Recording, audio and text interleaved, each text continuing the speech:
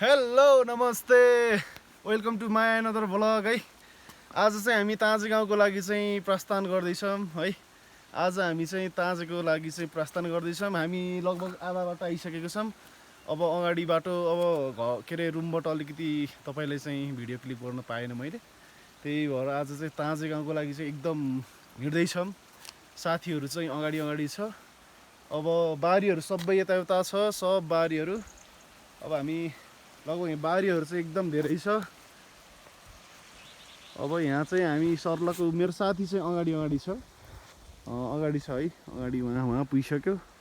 एकजना साथी चाहिँ मसँगै छ, यी भर्खर चाहिँ यी हिँडेको छ। अब हामीले चाहिँ अब तपाईँलाई गाउँ के कति छ, तपाईँहरूलाई चाहिँ गाउँ के कति छ, अब 200-300 घर छ भन्दैछ त्यो गाउँमा।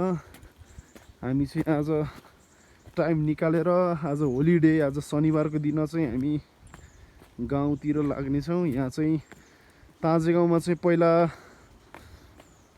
होमस्टेको लागि चाहिँ एकदम सुविधा थियो अरे। अहिले चाहिँ बाटोको अलिकति अप्ठ्यारोको कारणले गर्दाखेरि चाहिँ बाटो चाहिँ अलिकति गाह्रो छ आउनलाई। आउन त तपाईँहरू आउन सक्नुहुन्छ, तर यहाँ हिमालको छेउ एकदम नजिक छ है।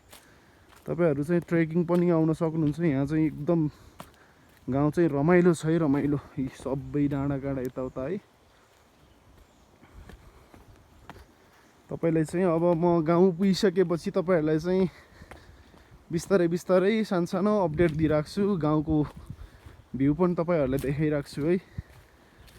म चाहिँ अब पछाडि नै छु। अब के गर्ने, अब भिडियोको लागि यति त गर्नु नै पर्यो है। त्यही भएर यहाँ घर चाहिँ रहेछ। यहाँ चाहिँ अलिकति एकै ठाउँमा भन्दा नि छिरलिएको घर बढी रहेछ। यहाँ चाहिँ ताजे गाउँमा चाहिँ एकै ठाउँमा चाहिँ ग्रुपमा परेको घर छ अरे त्यहाँ। यहाँ चाहिँ यो गोठ बस्तीहरू छ, यहाँ बस्ती गोठ बढी रहेछ। यहाँ चाहिँ गोठालोहरू बस्ने चाहिँ अलिकति बढी नै रहेछ क्या, अलिकति माथि डाँडैमा भएको भएर चाहिँ यहाँ ठाउँ अलि विकट भए पनि तर रमाइलो छ ठाउँ। गाउँ चाहिँ रमाइलो छ।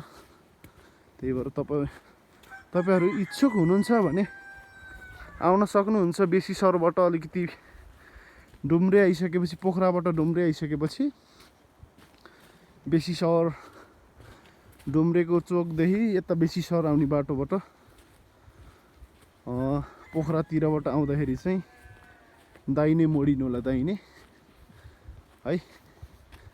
गाउँ चाहिँ लगभग आउन लागिसक्यो।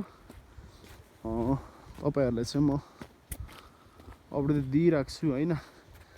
गाउँ चाहिँ लगभग गाउँको नजिकै आइपुगेको छौँ हामी। साथीहरू अगाडि छ, उहाँ छ साथीहरू। हिमाल चाहिँ एकदम दामी देखिन्छ। हो यो हिउँ परेको छ, यो बादल लागेको ठाउँमा चाहिँ सबै हिउँ परेको छ।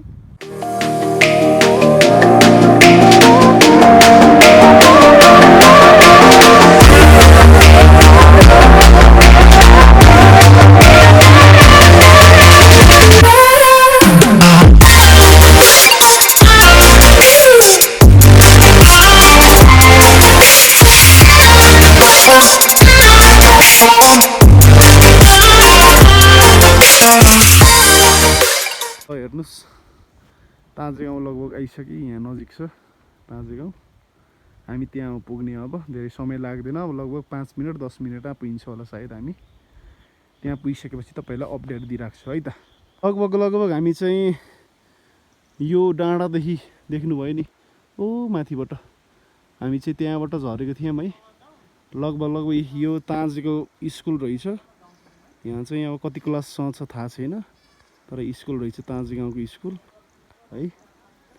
ताजे गाउँको स्कुल। अब लगभग यो कटिसकेपछि हामी चाहिँ फाइनली हामी ताजे गाउँ आइपुग्छौँ है साथीहरू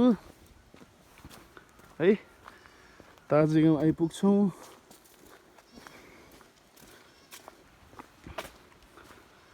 हामी चाहिँ ताजे गाउँ आइपुग्छौँ साथीहरू।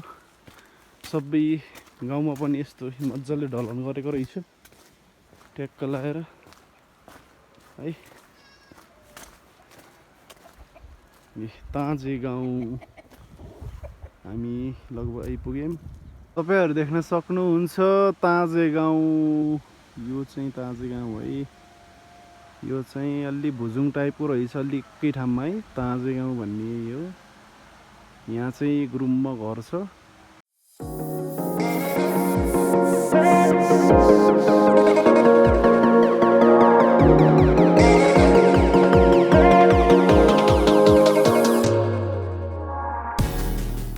हामी चाहिँ आउँदा आउँदै पानीले डिस्टर्ब गर्यो है। पानी परेछ है सबै हैन गाउँमै पानी परेछ सबै। हामी चाहिँ अब पानी परेर हामी बसिरहेका छौँ। एउटा पसल रहेछ त्यहाँ चाहिँ बस्छौँ।